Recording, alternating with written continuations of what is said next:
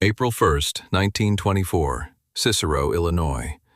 Cicero Avenue and 22nd Street, close enough to the polling place to smell wet wool coats and cheap cigars.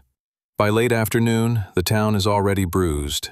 Men are being turned away from the booths, others are being dragged out. Some are beaten quietly, some are beaten where everyone can see. Then an unmarked car stops. Plainclothes officers step out, deputized on the fly, sent in too late, with orders that cannot be enforced without blood. A detective squad moves toward three well-dressed men standing like they own the sidewalk. A burst of gunfire tears the street open. In the confusion, Frank Capone goes down, hit again and again until the suit that made him look legitimate turns dark and heavy. He is 28 years old. And in minutes, Cicero understands a simple truth. This town has been annexed, not by law, by force.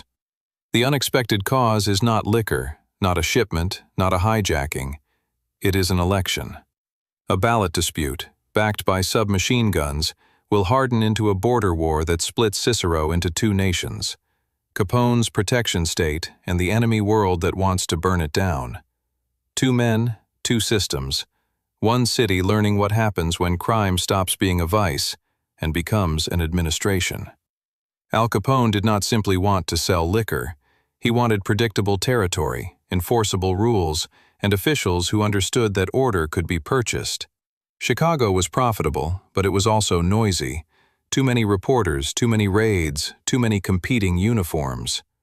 When reform pressure tightened inside the city, the outfit's solution was not to surrender. It was to relocate the state, to build it across the line, in Cicero, where the reach of Chicago police weakened and municipal power could be leased like real estate. Capone's machine ran on hierarchy: bosses above, enforcers below, money moving upward like tax, violence reserved for moments of instruction, when a boundary was tested, when a payment stopped, when a name became a threat. Even the men around him could wear suits and look respectable, because legitimacy was a weapon as sharp as any gun. George "Bugs" Moran came from a different climate. The North Side had grown up in the street gang world of Dean O'Banion, fast alliances, personal grudges, and a constant duel for reputation. Moran inherited a war, not a corporation. His power depended on men who believed he could protect them and punish anyone who tried to buy them. So Cicero became more than a suburb. It became a border. And borders create doctrines. Capone's doctrine was control through politics. Moran's was survival through defiance. In the space between them, Chicago's underworld split into two nations. Each convinced the other had broken the only rule that mattered: who gets to decide what order is. Cicero was not a hideout. It was a prototype. When Chicago's political temperature changed, when reform-minded enforcement began to disrupt the old arrangements, Johnny Torrio and Al Capone didn't argue with the city. They stepped outside its jurisdiction and rebuilt the machine where the city's rules thinned out. Cicero offered something Chicago could no longer guarantee: controllable government at street level. The method was blunt and sophisticated at the same time. Capone's people seeded the town with rackets, speakeasies, gambling, brothels, then welded those profits to municipal decision-making. Officials were not merely bribed, they were absorbed. Within a year, key town figures were on the payroll, and the outfit had a civic face to match its gunmen. This is the hierarchy that made Cicero different. At the top, Capone and the inner circle, treating violence as a policy tool, not an emotion. Beneath them, managers, collectors, drivers, and gunmen, each layer insulated so orders could travel downward without fingerprints traveling back up. And in the middle sat men like Frank Capone, dressed as business, serving as the liaison to the town council, legitimacy with a pistol behind it. Then came the test that revealed the entire design. April 1st, 1924, Cicero's municipal election. The outfit did not merely influence the vote, it enforced it. Polling places became choke points. Opponents were beaten, blocked, and kidnapped long enough to make democracy fail on schedule. When citizens demanded help, outside officers arrived late, and the day ended with Capone's faction still standing and Frank Capone dead in the street. The message was unmistakable. Cicero would be governed like a territory taken in war. From that point forward, the war with Moran was no longer just about liquor routes. It was about sovereignty, who would be allowed to build a state inside the state. The turning point was not a single bullet. It was the moment both sides stopped believing in boundaries.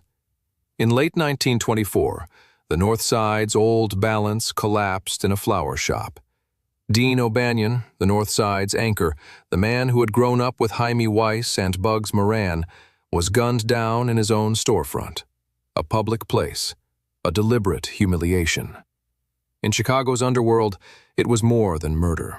It was a declaration that negotiations were finished, and that even safe rooms were now executable space. From there, the war stopped being about stolen trucks and violated territory. It became a contest over legitimacy, who had the right to set rules, and who would be made an example for breaking them. Every retaliation pushed the conflict upward. More men, more money, heavier weapons, fewer witnesses willing to speak. The city press called it gangsterism. The men inside it understood it as governance, taxation, enforcement, punishment, just without paperwork. Then came the proof that Cicero wasn't merely Capone's refuge. It was his fortress. In 1926, gunmen from the North Side and their allies drove to the Hawthorne Hotel in Cicero, where Capone kept headquarters, and opened fire with machine guns. An attack so excessive it sounded like war, not crime. It was an attempt to do something larger than kill a man. It was an attempt to rupture his seat of power, to show that even across the border, outside Chicago's reach, Capone could still be reached by violence. The message went both ways. Cicero would not protect him forever, and the North Side would not accept Capone's nation as permanent. Capone answered with the logic of rulers, not rivals. Not merely revenge, decapitation. Weeks later, Jaime Weiss was dead, cut down by machine gun fire. With Weiss removed, the North Side passed to Bugs Moran, a survivor inheriting an army already bleeding leadership. And that is when the war truly divided Cicero into two nations, one expanding through politics and payroll, the other fighting to avoid extinction, one assassination at a time. Cicero did not fall because the outfit was stronger than the law. It fell because the law was split, arguing with itself. City against suburb, reformers against machine men, judges against precinct captains, while Capone offered something government could not: immediate consequence. When Chicago elected Mayor William Dever, the city tried to squeeze the Torrio-Capone network with crackdowns. The outfit's answer was political geography: relocate the center of gravity to Cicero, then purchase the levers that made a town function. What followed was not simply bribery, it was administrative capture. Capone's people placed friendly officials on payroll, then treated municipal power like a private utility: permits, police tolerance, licenses, zoning pressure, selective arrests. When opposition tried to contest that control at the ballot box, Frank Capone's crews answered with weapons at polling places, assaults, and hostage-style detentions. Terror used as electioneering. The political class responded in fragments. Citizens petitioned Judge Edmund J. Jarecki for help. 70 Chicago plainclothes officers were sworn in as deputy sheriffs and sent in, late, into a town already ruled by intimidation. It produced no order but a street gunfight, and then a coroner's ruling that the shooting was justifiable. The state did what it often does in a crisis. It tried to close the file and move on. By 1929, the war is no longer fought in open street battles. It is fought in silences. Men begin to vanish from corners they once owned. Meetings shrink. Routes change without explanation. The crews learn a new discipline: never arrive together, never linger, never assume a room is private. Power does that. It makes everyone cautious, and then it makes them lonely, because caution destroys trust faster than bullets ever could. The North Side is bleeding experience. Capone's side is insulated by layers, handlers, and distance, an organization designed so the boss can remain untouched even when the city is on fire. And then the most dangerous betrayal takes shape. Authority itself becomes a disguise. On paper, police are the one force a gang cannot openly fight without inviting the full weight of the state. But in practice, inside Prohibition Chicago, the boundary between badge and racket has been worn down by bribery, fear, and political convenience. That weakness becomes a tactic. The plan is simple and monstrous. Walk in wearing the uniform of legitimacy, make hardened men obey reflexively, and turn compliance into a firing line. Lookouts are placed. The target is watched. Timing becomes the hinge everything swings on, because in this kind of execution, one small mistake ruins the entire design. A late arrival, a suspicious face at the door, a wrong car on the street. The killers need their victims gathered, unready, and obedient for just long enough to be arranged like evidence. And outside, civilians learn their own rules. Witnesses watch men they believe are police escorting prisoners away, until threatening letters arrive, warning them to keep quiet. The city does not need to be conquered when it can be trained. February 14, 1929. Inside a brick garage at 2122 North Clark Street, Chicago, the war stops pretending it has limits. The men there believe they are waiting for business, bootleg logistics, protection money, the routine gravity of an illegal economy that has become ordinary. Then the door opens, and authority walks in. Not real authority, a costume of it. Men disguised as policemen enter the garage and take control of the room with the oldest trick in a corrupted city, the badge that no longer guarantees truth, only compliance. They disarm the North Side men. They place them where they want them, against the wall, as if this is a search, a lecture, a temporary inconvenience. And that is the real mechanism of the execution. Not surprise, not speed. Obedience. One by one, the victims are positioned like inventory. Then the weaponry speaks in a language Chicago has come to recognize. Machine gun fire, close range, controlled, final. The wall that was supposed to hold them steady becomes a backstop for murder. In seconds, it is no longer a garage. It is a message written in blood. 7 men are killed, members and associates of the George Bugs Moran faction, unarmed, lined up, executed. Their names survive because the point was not only to remove them, but to make the removal undeniable. Adam Heyer, Frank Gusenberg, Pete Gusenberg, John May, Al Weinshank, James Clark, and Dr. Reinhard H. Schwimmer. Outside, witnesses see what looks like a police operation, uniformed men leading prisoners out. The killers leave behind a scene so theatrical that it weaponizes the public imagination. If the execution can be staged as law, then law itself has been conquered.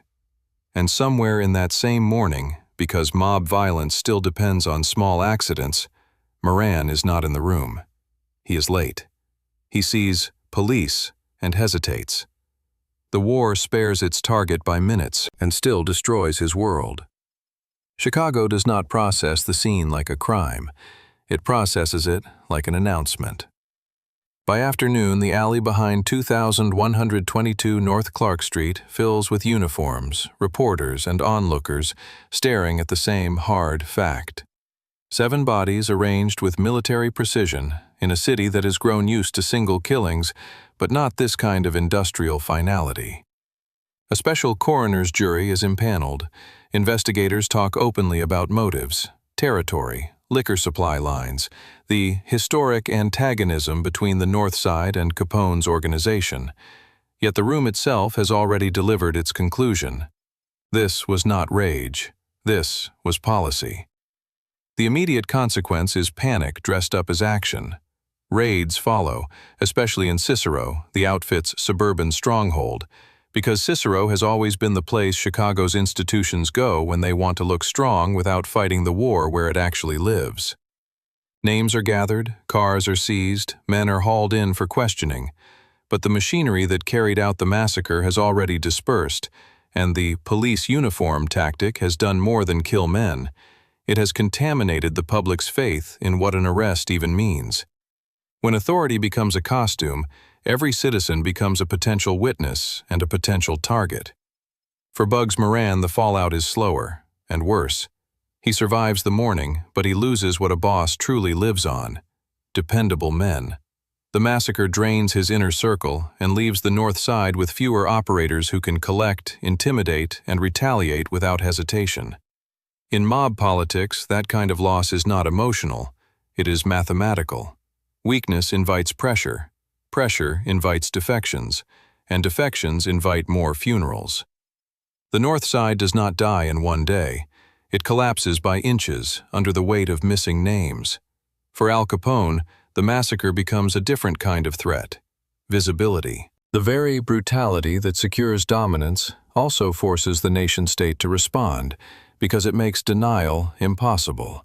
The killings harden public opinion and accelerate official attention.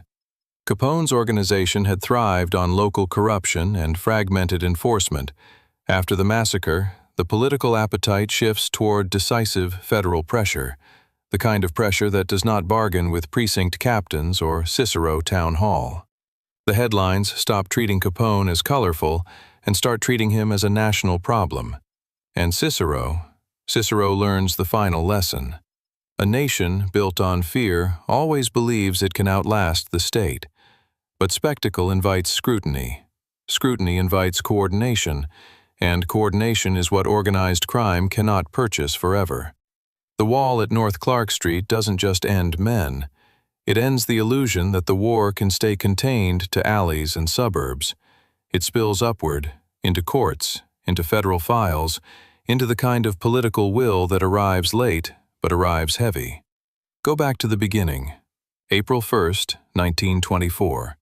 Cicero Avenue and 22nd Street, the same street corner where a municipal election turned into a gunfight and where Frank Capone fell in the open, killed in the middle of a political operation that had nothing to do with speeches and everything to do with control.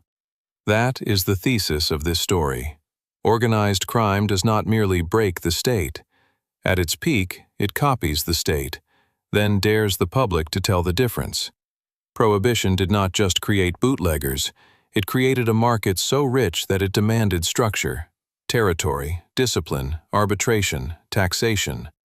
A kind of government with no constitution, only consequences. Chicago was a perfect laboratory, a wide-open city with corruption deep enough to absorb violence without resolving it.